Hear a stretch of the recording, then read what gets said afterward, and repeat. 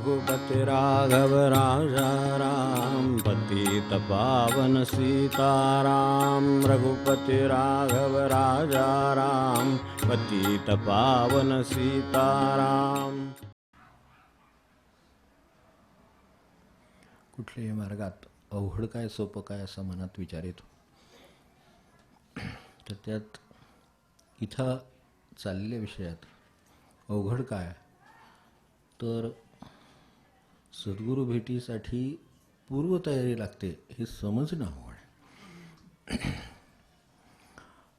करणं त्याच्यापेक्षा अवघड आहे. साधणं कृपेशिवाय शक्य नाही म्हणून अवघड आहे. तर हे सगळं क्रमाने अवघड आहे. तयारी लागते असं विशेष मुळात नाही. आपण कुठेही जावं आणि आता जसं मग परवा म्हणलं तसं कुठेही जावं आणि अनुग्रह घ्यावा इतकं सोपं आहे. तर तसं नाही येते. तेवढ्यानं होणारं काम नाही. ती कामाची फक्त झलक आहे किंवा कामाची एक दिशा आहे, एवढा आहे. पण तत्पूर्वी त्याची तयारी लागते. महाराजांना 12व्या वर्षी 13व्या वर्षी सद्गुरू भेटीची ओढ लागावी इतपत पूर्वतयारी जन्मातली आहे आधीच्या. त्या जन्मात तर काही सांगता येणार नाही. काही एक 10-12 वर्ष जास्तीत जास्त विठ्ठलपंतांचं म्हणा, म्हणजे आजोबांचं म्हणा, त्यांचं सहवास, त्यांचं ते विठ्ठलप्रेम, त्याचे ते अनुभव किंवा ते काय शेतातून काय मूर्ती निघाली वगैरे हे जे काही सगळं आहे, ही सगळी संस्काराचा भाग आहे तिथला. पण तो किती वर्षाचा असेल, कळत्या वयातला एक 10 वर्षाचा असेल संस्कार. तर एवढा काही एकदम ओढ लागण्या एवढा पुरेसा होईल असं नाही. ही सगळी पूर्वतयारी आहे. मग आता अशी पूर्वतयारी आपल्या वाटायला आली नाही, अशा तऱ्हेनं समजा आजोबा वाटायला आले नाहीत. वडील होते ते विरक्त होते मनाने आपल्याला माहितीच आहे. तर त्यामुळे ते विरक्त होते. यातलं काय वाटायला आलं नसेल, समजा एखाद्याच्या असेल तर प्रश्नच नाही. पण नसेल तर मग आता आपण काय करावं, तर आपण पूर्वतयारी करायला लागते हे समजून घ्यावं आणि करीत असावं. कधीतरी ती उपयोगी पडणारच ना. शेवटी कार्यकारण भाव इथे काही चुकला नाही आहे एवढं नक्की आहे. तर तो करीत राहणाऱ्याला ती लवकर सापडेल. आता तिथून म्हणून केलेलं वाया जात नाही हे जे सारखं म्हटलं ना, ते त्या मागे मी पुलीचं जे आपल्याला म्हणलं होतं, त्या पुलीत एकदा एक काटा जरी वर गेला असला तर तिथं थांबतो. पुढचं नाही केलं तर पुढे जात नाही, पण तिथेपर्यंत असतो. आता तिथून त्याला पुढे जायला अजून ते ज्या वेळेला चक्र काय 100 दाते फिरेल त्यावेळेला एक दाता पुढे जातं. आता अशा तऱ्हेनं ते तिथं लॉक होण्याची सिस्टीम आहे. तशी तिथेही जशी व्यवहारात आहे त्या पुलीमध्ये जशी लॉक होण्याची सिस्टीम आहे, तशी इथे आपली पुण्याही लॉक होण्याची सिस्टीम आहे. पण त्याच्याबरोबर बाकीचं सुद्धा लॉक होण्याची सिस्टीमच आहे ना, ती कुठे माग होती. त्यामुळं ती जे लॉक होतं त्याचं काय करायचं हा प्रश्न आहे आणि तो दूर करावा लागतो. ही जी आयती आहे, या आयतीमध्ये लक्षात आलं असेल आपल्या की गेल्या वेळेला आपण शीतोष्ण वारा आहेच तो आत्ता. शीत तर आहेच आहे, उष्ण जरा मागे पडलं आहे पण खात्री देता येत नाही. त्यामुळे हे सगळं आत्ता आपल्या डोळ्यासमोर आहे. पाऊस, वारा, पाऊस, सोसता न मानी तर असं ही तयारी करावी लागते. याचा अर्थ पूर्वी आपल्याला कुठेतरी हे अडलेलं असतं. ते थंड आहे म्हणून गेलो नाही, ते गरम आहे म्हणून होत नाही आहे, फार उकाडा झाला म्हणून साधन होत नाही. हे सगळ्या अडचणी येऊन गेल्या असल्या पाहिजेत. म्हणूनच ही तयारीचा प्रश्न आला. कुठेतरी येऊन गेले असतील. मी म्हणतो साध्या भाषेमध्ये म्हणजे संतांना आपण कसं समजतो, एकदम कुठेतरी आकाशात नका बघू, आपल्या जमिनीवर बरोबर चालताना बघा. म्हणजे लक्षात येईल की त्यांच्याही वाट्याला हे काहीतरी आहे पूर्वीचं आलेलं आणि जशी पुण्याही चालत आली तशीही आता बाकीचं जे काय अडलं असेल तेही चालत आलं आणि ते चालत आलं ते आता त्यांनी दूर केलं. तेव्हा इथे पाहता सुलभाची अवधूत पंथ आहे, पण तो पंथ नाही म्हणूनच अवधूत आहे. अवधूत नावाचा काही पंथ नाही त्या अर्थाने. तर त्याला पंथ ज्या अर्थाने लोक म्हणतात त्या अर्थाने काही म्हणता येत नाही. आता त्याचं त्या अवधूतच आहे, सगळं सोडूनच दिलं आहे. सगळं सोडून दिल्यावर आता कशाचा पंथ राहणार, काय त्याचं चित्र रंगवणार. निर्गुणाचं असल्यासारखं झालं आहे. निर्गुणाला काय, आकाशाला काय तुम्ही हे करणार, स्पर्श करणार का, रंग रूप रेषा स्पर्श काय तुमची काय साधनं असतील ती काही त्याला स्पर्श होत नाही. तसंच ते अवधूत आहे म्हणून ते सुलभ आहे. आता आकाशाकडे बघणं कोणाला दुर्लभ आहे मला सांगा. पण शेवटी रोज असं ते का ते ते एक विचारी तुझ्या ते कधीतरी देवाकडे लक्ष गेलं तर अरे इथं दिवळ आहे वाटतं, अरे इथं कुठलं तरी चांगलं स्थान आहे वाटतं. हे का होतं तर तो कोण जाणणारा लक्ष ठेवून व्यवधान किंवा अवधान त्याच्याकडे देऊन किंवा त्यापेक्षा त्याची उत्सुकता बाळगून चालणारा कोण आहे? तर म्हणजे मी स्वतःच्या अनुभवाने सांगतो की कुठल्याही गावात गेले की पहिल्यांदा तिथे शांततेची जागा कुठे आहे हे विचारत होतं. खूप गावी वेगवेगळ्या कारणाने जावं लागतं. अगदी ते ऐरेश्वराचं सुद्धा स्थान सोड. ऐरेश्वर आहे, ठीक आहे, वा, एक चांगलं स्थान आहे, इथे आपल्याला बसता येईल. तर मुळात जर दृष्टिकोन असेल तर ह्या जागा सापडतात आणि नसेल तर वर्षानुवर्ष इथे राहून कृष्णधाम माहिती नसतात किंवा काय कुठलंही स्थान माहीत नसतं. ते काय होते तिथपर्यंत माणसं जातात, खिंडीतल्या गणपतीपर्यंत जातात, कारण काय ते आपल्याला माहीतच आहे. तर ते तिथं प्रसाद एकदा काय ते जेवण खाण ते काय एकवीस मिळवणं काय जे असेल ते कार्यक्रम झाला की तिथल्या तिथे वर येता येतं. पण जरा खाली जाऊन खाली एका पारावर बसून अजून जरा खाली झालं तर खाली कृष्णेश्वर ते काय कृष्णेश्वर आहे खाली, त्याच्याही पुढे गेलं तर अजून शांतता आहे. मग त्या बसण्याच्या जागा आहेत खऱ्या. तेव्हा देवसुद्धा इथे आपल्यासाठी केवळ येऊन थांबतो थोडा वेळ यांची जेवणं होईपर्यंत, पण नंतर तो तिकडे जातो कारण तो शांतिप्रिय आहे. आणि विशेषतः शंकर तर आहेच आहे. शंकराची देवस्थानही जास्तीत जास्त सगळी कुठेतरी रानात, कुठेतरी डोंगरावर, निर्जन ठिकाणी अशी का? तर त्याला माहिती आहे की त्याला माहिती आहे शांती कशात आहे आणि ती कुठे गेल्यावर मिळणार आहे. आणि त्याच जागी आपण असलो तर कदाचित एखादा आपला भक्त तिथे आला तर त्याला शांती मिळेल. त्यामुळे गर्दीच्या जागी वगैरे ते शक्यतो असत नाहीत. आता तेच असतात त्या जागी गर्दी होते, ह्याला काही इलाज नाही त्यांचा. पण ते शांतीसाठी आले असतील तर शांती घेऊनच जाते. तर ही तयारी करताना शीत उष्ण मी जे आहे वारा पाऊस सोसता न मानी त्रास वैराग्य ती जे असं. वैराग्य ही मनाची स्थिती आहे, वैराग्य ही बाह्य स्थिती नाही. अनेकांना वैराग्य हे बाहेर आहे, त्यांना वैराग्य अलीकडे ते जपाला बसलेले असतात, अलीकडे ते कट्ट्यावर बसलेले असतात, इकडे बसले असतात, म्हणजे वैराग्याला असे काही सांगता येणार नाही. कारण कट्ट्यावर उठून ते पुन्हा बाजारात जातील का काय करावं राष्ट्र. मनाचं वैराग्य आहे, ते कुठेही बसलेले असतील. म्हणून प्रभू मुळात जे आहे ते राजयोगी आहे. आता त्यांच्या वाट्याला राजयोग होता, त्यांचा राजयोग. ही मंडळी बसले ते आपापल्या कुठं चाळीत कुठं याच्यात. त्याचं कारण का? मूळतः वैराग्य हा मूळ त्याचा गाभा आहे, तो त्यांच्याकडे आहे, तो त्यांना सापडला आणि त्यांनी तो सोडला नाही. तर त्यामुळं बाहेर काय आलं आणि काय गेलं ह्याच्याशी त्यांचा काही संबंध उरत नाही. मग त्यांची शांती टिकून राहणार नाही तर काय. प्रत्येक आलेल्या माणसाबरोबर जर आम्ही बाहेर जाणार असू, प्रत्येक आलेल्या बेलला जर मी सुटणार असेल तर मग माझा प्रॉब्लेम होणारच, कारण शांतीला विक्षेप आहे तो. आता बेल वाजवली तर माणसाला दार उघडू नये असं काही मला व्यवहारही म्हणायचं नाही. बेल तर कोणीतरी पण दरवेळेला मीच ते उघडलं पाहिजे. पूर्वी मध्यवर्ती फोन होते, म्हणजे आता वैयक्तिक फोन असतात, त्यामुळे ते पूर्वी मध्यवर्ती होते. रिंग वाजली की पळायचं. म्हणजे लहान मुलांना ती उचलत असते, पण काही मोठ्या माणसांना पण ती होती त्याकडे. तू थांब जरा मी बघतो. तर तू कशाला थांब, काय ते सांगतीलच की तुमच्याकडे काम असेल तर, पण तसं नाही, मी बघतो. तर तसं ते होतं. आता आजचा काळ बदलला, ते काळ प्रश्न नव्हे येता शोधणे नव उत्तरा, तसं झालेलं आहे आता. तर त्यामुळे दर तासाला काय आले का, काय आले का येणारच, कारण ते पाठवायलाच बसलेले आहेत. तुम्हाला सिनेमा दाखवू नको, तुम्हाला हे देऊ नको, आज तुम्हाला 220 रुपयात मग देऊ, तुम्हाला 230 रुपयात हे देऊ, तुम्हाला ते देऊ. बरं जुनी गाणी ऐकणार? बरं नाही. नवी गाणी ऐकणार? नाही. तुम्ही लावण्या देत ऐकणार? नाही. काय व्याप आहे माणसाला, काही विरक्ती म्हणजे खरोखर सांभाळणे अवघडच आहे पुढे. तर हे त्यावेळेला आपल्याला काही बघण्याचं काही कारण नाही खरं सांगायचं. पण काय म्हणतात ते बघूया. आता काय म्हणणार ते म्हणणार ते विकायला बसलेले आहेत. विकायला बसलेलं मनुष्य काय आपल्याला बोलवून घेऊन आपल्याला काही देणार आहे फुकट अशातला काही भाग नाही. पण मुक्तमे पाहिजे ते सुद्धा असणार, त्याच्यात ते पण असणार. तर ते हे सगळ्यात विरक्ती टिकवणं अवघड जातं. ते हे सगळे असं करतात म्हणून तुम्ही पत्ते खेळणार? अरे का माझ्या घरात पत्ते आहेत, मी खेळीन ना.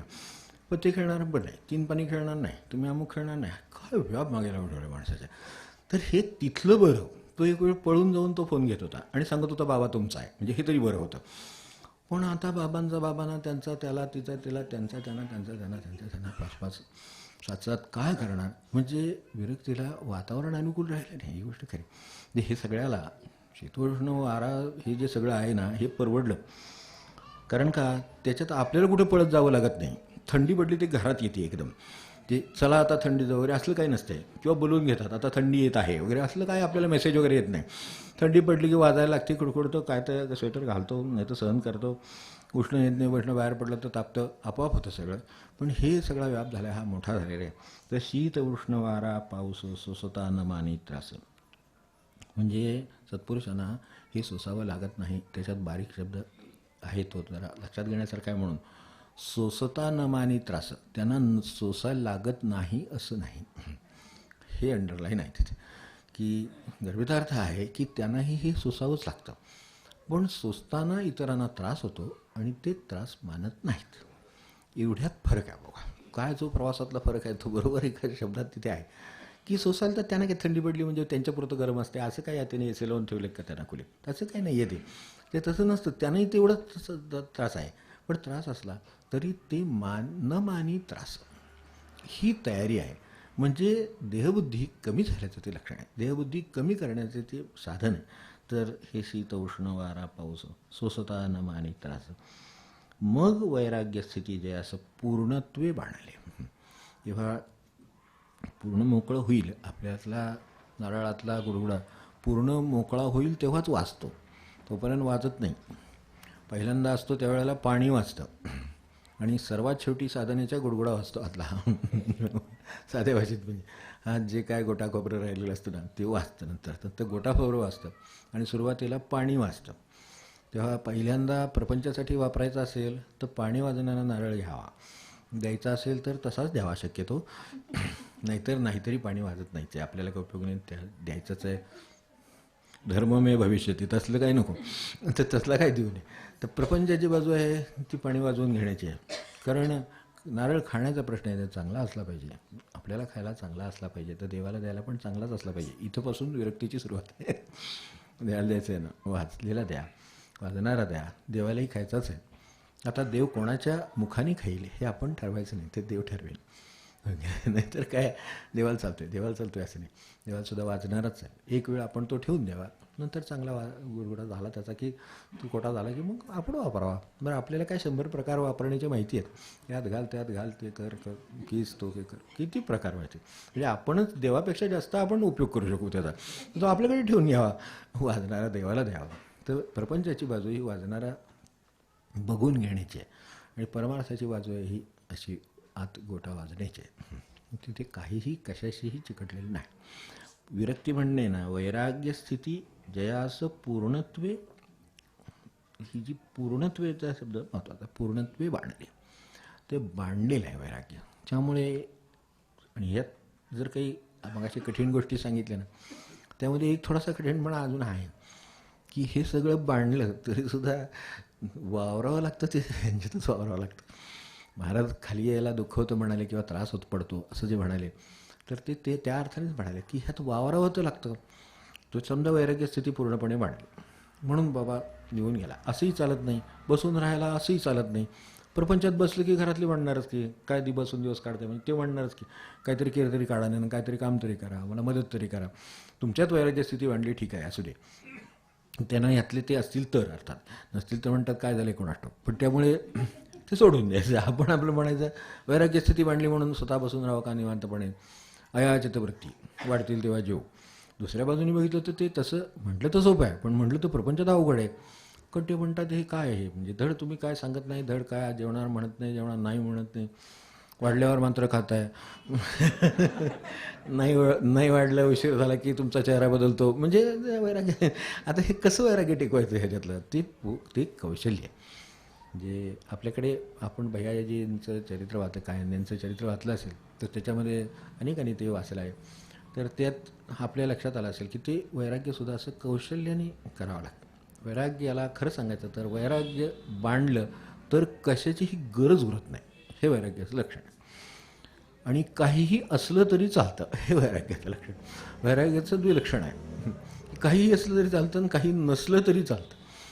आता ह्या स्थितीत वावरतात ते वैराग्यात. आता ते जे वावरले ते प्रपंचात वावरले. आता काय म्हणजे प्रपंचात वावरले, अहो तो मिलिटरीमधला प्रिन्सिपल मनुष्य आहे, त्यांना काय तसं लौकिकाने कमी होतं, पण संचयाची प्रवृत्ती नाही, मिळवण्याची हाव नाही, आहे ते देण्याची आतून ओढ आहे. त्यामुळं स्वतःजवळ काय आहे म्हटलं तर ते त्यांच्या पत्नीला जेवायला सुद्धा धड नाही, अशी परिस्थिती आहे. तर अशा परिस्थितीत त्यांनी केलं, त्याचं मला कौतुक वाटलं. त्यांचे मित्र ज्यावेळेला त्यांच्याकडे एक दिवशी जेवायला अचानकपणे आले, तेव्हा घरामध्ये भाकरीचं पीठ नाही आणि तांदूळ नाही शिजवायला, भात करायला तांदूळ नाही. तेव्हा आहे ती फक्त डाळ, मुगाची डाळ. ती डाळ फक्त घरात होती आणि हे तर आले. आता ह्या क्षणी त्यांच्यासमोर बाहेर आणायला म्हणून जावं, कोणाकडे काय उदार असणार, ह्यांना काय अवघड नाही, पण आणायला जावं तर तेही बरोबर दिसत नाही आणि ह्यांना उपाशी ठेवणंही बरोबर नाही. वेळ मध्यान्हीची आहे, जेवायला बसा म्हणणं भाग आहे, संबंध आहेत, सगळं आहे. आता काय करायचं? ते म्हणले तू तेवढी डाळ टाक, वरण कर. आणि म्हणले पुढं काय करू? वरण करा, ठीक आहे.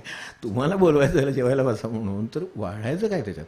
ते म्हणले काय नाही, तू ताटली प्रत्येकात 3 ताटल्या ठेव, आमच्या तर दोघांच्या वाढायच्या, तर 2 ताटल्या ठेव आणि त्याच्यामध्ये वरणाची वाटी ठेव, बाजूला एखादा चमचा ठेव.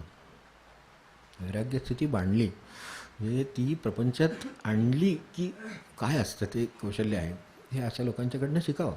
तर ते दोन्ही ठेवलं आणि ते बाकीचं मी बघतो म्हणले.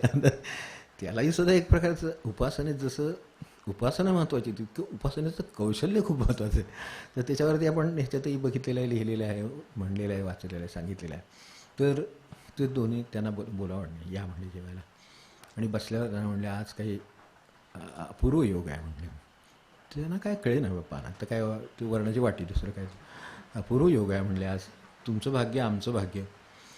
7 दिवस आम्ही उभयता वर्णावर राहण्याचा प्रयोग करतो, त्याची आज समाप्तीचा दिवस आहे आणि त्याला प्रसादाला तुम्ही आलात.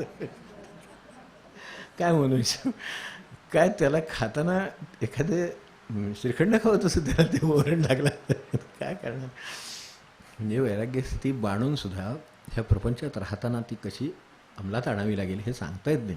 म्हणजे त्यांच्या वाट्याला हे आलं की ज्यांचा घोडेस्वारीमध्ये हात धरणारा कोणी नाही, ज्यांचे अरविंदांशी माताजींशी एवढे निकटचे संबंध आहेत, ज्यांना दिलेला तो योग समजावून सांगायला बोलावून घेत आहेत, अशी ज्यांची बाह्य स्थिती आहे, त्यांची ही प्रपंचाची स्थिती अशी आहे. मला सांगा अशी किती लोकांची प्रपंचाची स्थिती असेल? मग वैराग्याचं आपण काय सांगावं मला सांगा. त्याच्यातून आपल्याला घेण्यासारखं आहे की वैराग्य हे असलं तरी काय करावं. तर असं असलं तरीसुद्धा असं वैराग्यसुद्धा साजरं करता आलं पाहिजे. बस माणसाला काय सांगा, वैराग्य साजरं करता आलं पाहिजे. म्हणून ते जे तुकडे महाराज आहेत किंवा हे गाडगे बाबा आहेत, ते चिंध्या पांघरून बसलेत, साईबाबा आहेत चिंध्या पांघरून बसलेत, त्यांनी वैराग्य साजरं केलं असं मला वाटतं. नाही त्यांना काय कपडे घातले असते लोकांनी, त्याचा काय विषय नाही. रेशमी काय आणि काय म्हणतील ते. आता काय होतं जाते बघतो ना आपण त्यांच्या बाजू. त्यांच्या काळात सुद्धा काही कमी होतं का? ती चांदोरकर होती, हे होती, एवढी मोठी मंडळी होती की पदावरची होती, त्यांना काय कमी पडू देणारी नव्हती. पण बाबा तुला मला जसं आले की अगदी कपनीसुद्धा राहून दिली नाही त्या ह्याच्यात ट्रंकेत, काढायला लावली ती शेवटी. आणि यांनासुद्धा ट्रंक वाजले तर ऐकायला यायचं आईसाहेबांना. तेव्हा त्यांच्या लक्षात येतं हे काय करणार आता. पण त्यांनी म्हणून 4 जुगडी जर बाजूला ठेवली असली चांगली म्हणून, तर महाराज हमखास लक्ष ठेवून ते काढून घ्यायला कोणाला तरी पाठवणार आणि एखाद्या गरीबाला देऊन टाकणार. वैराग्य स्थिती बांधली म्हणजे काय असेल ते. तर त्या अर्थाने म्हणून तो साधेपणावरही भर असं जे म्हटलं आहे ते त्यासाठी म्हणलं आहे. म्हणून शक्य तेवढं मुद्दाम साधेपणासुद्धा काही करायची गरज नाही. ते त्यानं काही साधत नाही, पण साधेपणाची जर माणसाची जर जीवन पद्धत असेल तर ते त्याला सुखाचं होतं. एवढंच. व्यवहाराने बरोबर असावं सगळ्यांच्या. कृष्णमूर्तींचं मी त्या वेशावरनं तो मुद्दा शिकलेलो आहे, आपणही शिकले आहे. असं कॅलिफोर्नियात असतील तिथला वेश आहे, तिथे असेल तिथला वेश आहे, किती सूट वगैरे सगळे इनशर्ट वगैरे करून असे जसेच्या तसे त्या खुर्चीवर बसलेले आपल्याकडे सबंध त्यांचे व्हिडिओज आहेत, त्यांची प्रवचनं त्याच्यावरची आहेत. तर तिथे तशा पद्धतीनं सांगण्याचा मुद्दा बदलतो का? नाही. सांगण्याचा मुद्दा तोच, आचरणाचा मुद्दा तोच.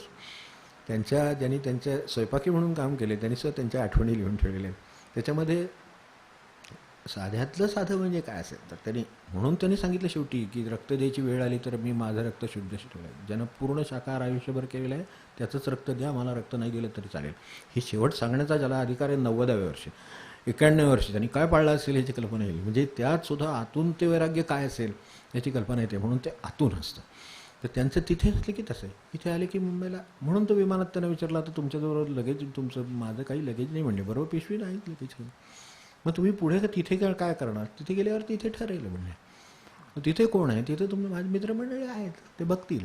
नाहीतर काय, नाहीतर हा आता आहे, हा वेश अंगावर आहे, तो घालू शकतो. वैराग्य स्थिती म्हणजे आपल्याला वाटतं ते इंग्लिशमध्ये बोलले काय आणि फ्रेंचमध्ये बोलले त्याच्याशी काही संबंध नाही. त्यांना लॅटिन फेटिन सगळं हे येत होतं, पण तरीसुद्धा त्याचा त्याच्याशी काही संबंध नाही. वैराग्य स्थिती कशी असते ती बांधलेली आहे. त्यामुळं त्यांना मला सांगा, आपलं समजा लगेच म्हणजे आपलं आता होऊ नये असं मी अपेक्षा करतो, पण सर्वसाधारणपणे विमान प्रवासात अलीकडे बरेच वेळेला हा अनुभव येतो की लगेच दुसऱ्या कुठल्या तरी विमानानं येतं, हे कुठल्या तरी विमानाने येतं आणि ते येऊन पोचले की लगेच नाही. तिथं जे म्हणजे विमानात वर गेलेलं असतं ते एकदम जमिनीतून खाली जायला होतं, खचायला होतं. किती माणसं खचलेली ह्याच्यात बघितलेली आहेत आणि शोधाशोध, इकडे शोध तिकडे शोध तिकडे शोध, त्यांचा ट्रॅक असतो बरोबर, पण 5-5 दिवस लगेच न मिळालेली माणसं आपण बघितलेली आहेत की 5-5 दिवस लगेच आले नाही. त्यांचं चाललं आहे पण चुकून शिफ्ट याऐवजी त्या नंबरला झालं, त्याऐवजी त्या नंबरला झालं. तर हे लगेज एवढं आहे भरलेलं, ते मिळणार आहे, त्यांची जबाबदारी आहे, इन्शुरन्स आहे, सगळं आहे, तरीसुद्धा ते आपल्याबरोबर आत्ता या क्षणी नाही म्हटल्याबरोबर माणसाला जर जीव खालीवर झाला तर माणसाची वैराग्य स्थिती काय बांधली असेल याचे तो मीटर कोणीतरी विचारत होतं ना, तर तसलं मीटर आहे बघा की त्याची काय स्थिती होईल त्या क्षणी. बाबा हा ड्रेस आहे, अरे ड्रेस आहे ना अंगावर, राहू शकतो ना, 2 दिवस राहील, 4 दिवस, काय ते होणारच की त्याची व्यवस्था. आपल्याकडे इथे झालं नव्हतं, त्यांनी घरी आणून पोचवलं.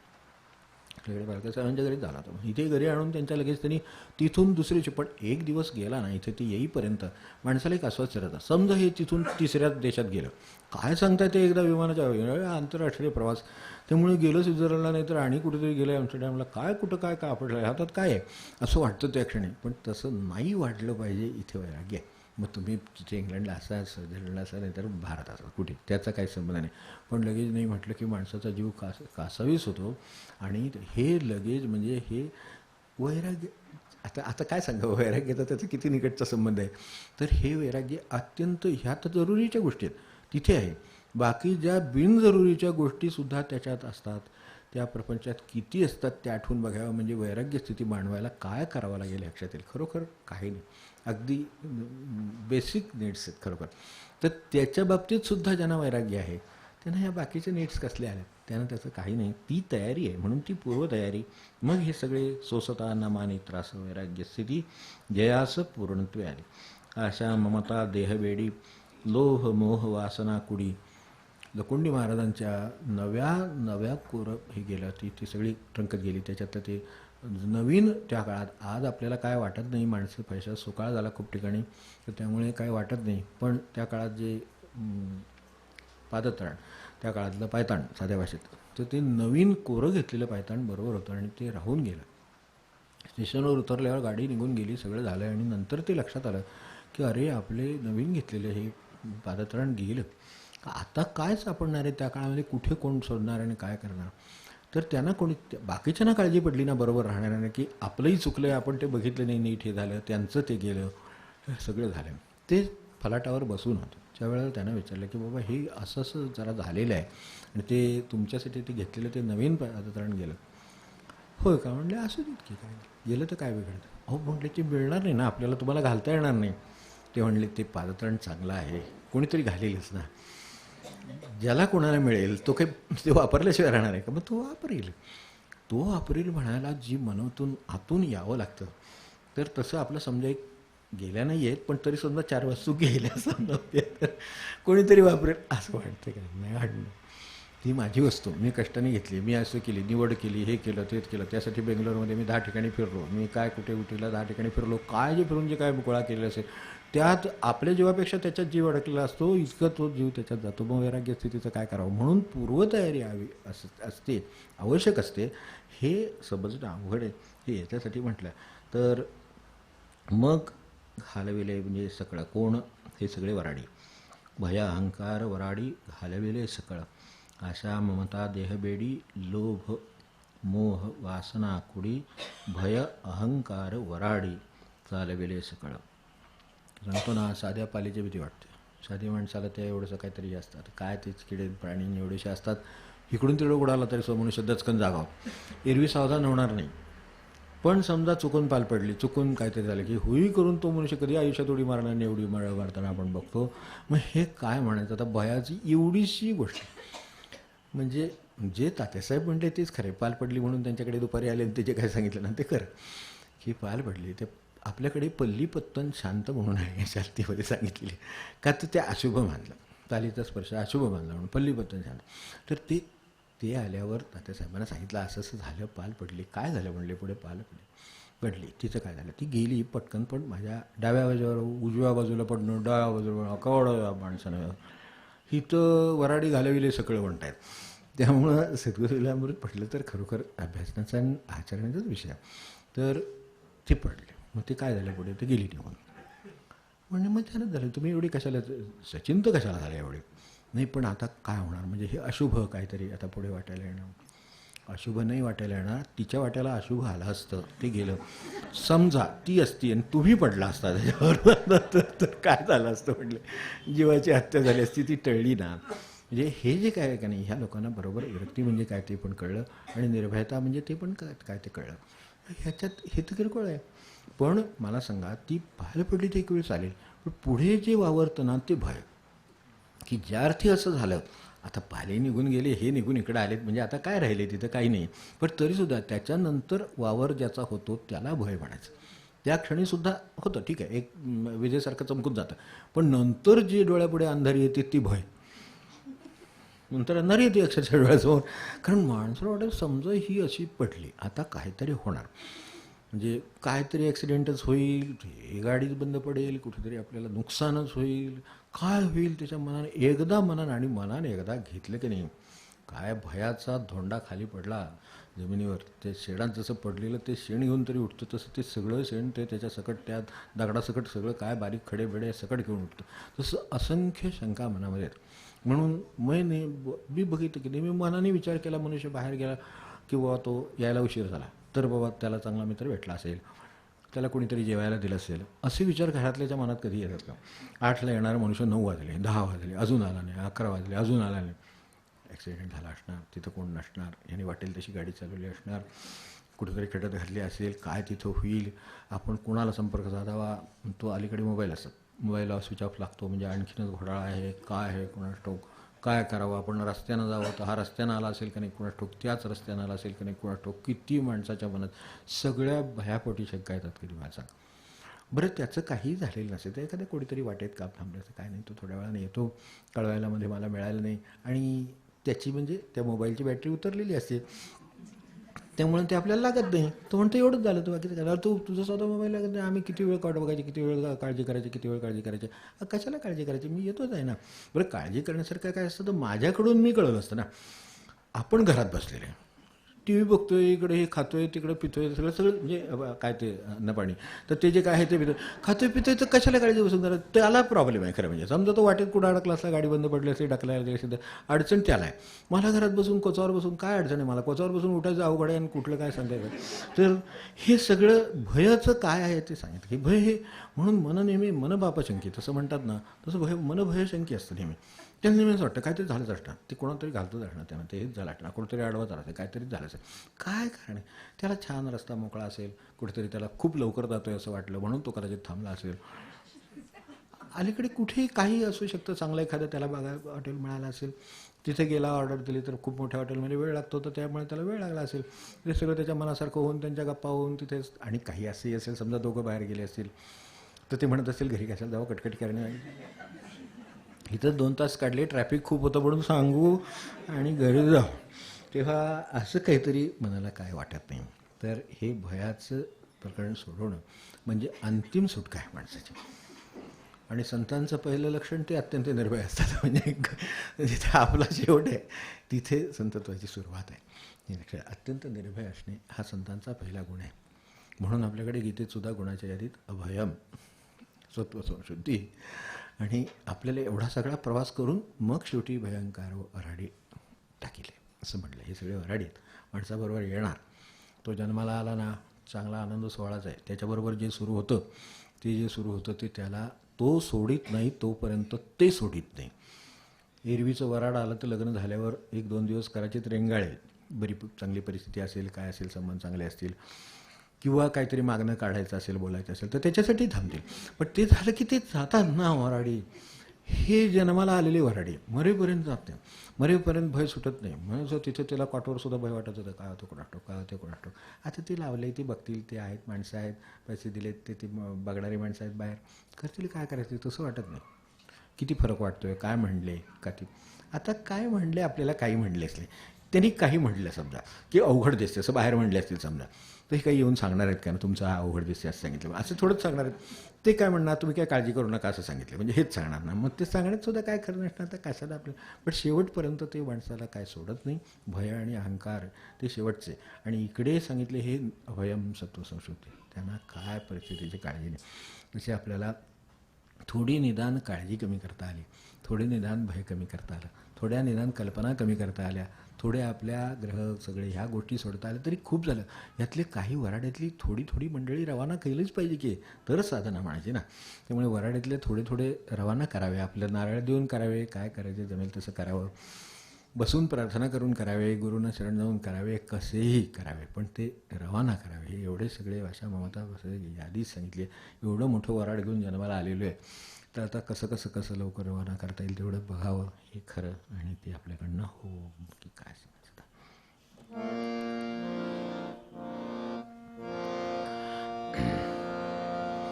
आणि आपल्याला अवघड झालंच, हे घालवणं काही इतकी सोपी गोष्ट नाही. म्हणायचं करायला काय पाहिजे हे खरं आहे. आता पेपर अवघड असतात, मॅथ्ससारखे विषय असले विषय असतात, काही ना इतिहाससुद्धा अवघड जातो, काही ना भूगोल त्याच्यापेक्षा अवघड जातो. म्हणजे तसं काय सांगता येत नाही, गणितच अवघड असतं असं नाही, भूगोलसुद्धा तितकंच अवघड असू शकतो, त्याच्या ठेवणीवर आहे. तर ते अवघड असतं तसं हे अवघड आहेच.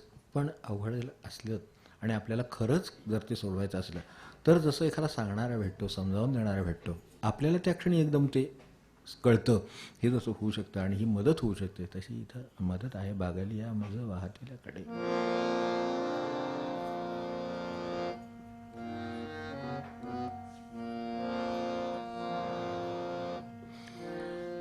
पान 111 पद 145.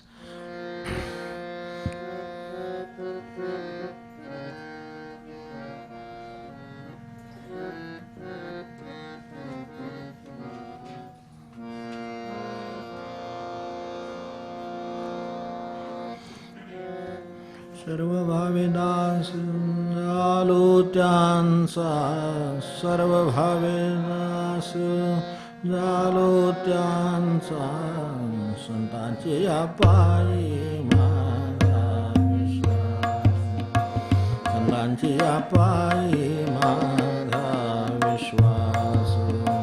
सर्व भावे दास झालो त्यांचा, सर्व भावे दास झालो त्यांचा, संतांचे या पायी माझा विश्वास, संतांचे या पायी माझा विश्वास.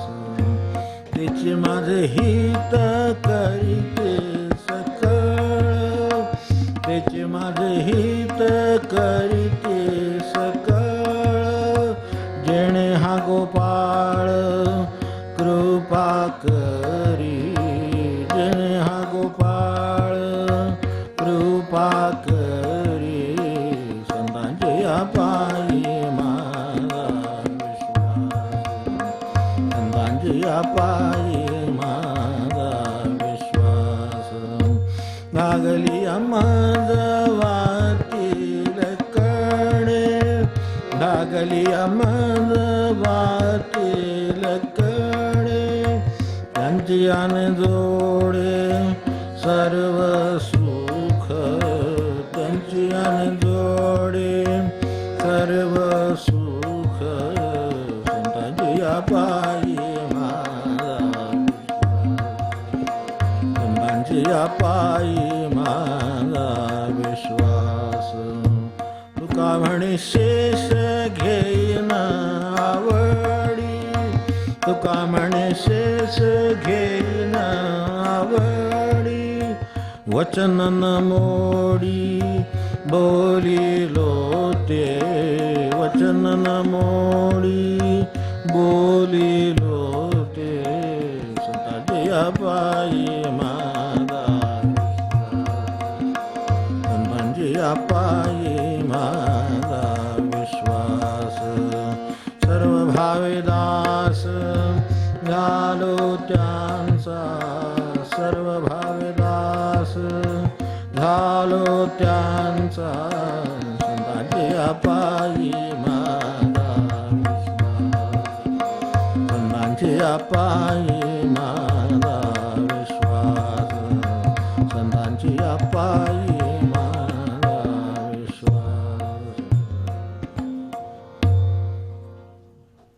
जानकी जीवन स्मरण जय जय राम.